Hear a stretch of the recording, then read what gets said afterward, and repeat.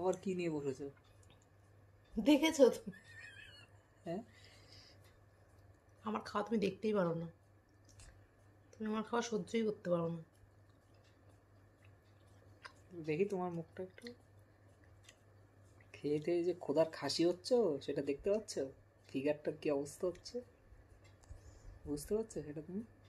কেন, মাঝখানে রোগা হচ্ছিলাম তখনও তোমার তো গায়ে জ্বালা লাগছিল। মুখ তো চলতেই থাকে তোমার সারা দিন রাত 24 ঘন্টা।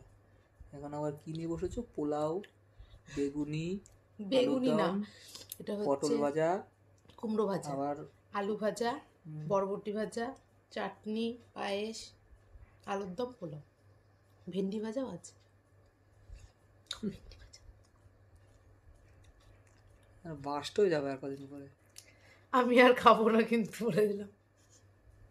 সবসময় আমার খাও, খাওয়া দেখলে তুমি এরকম করো কিসের জন্য গো? খাও, কে না করেছে তোমাকে?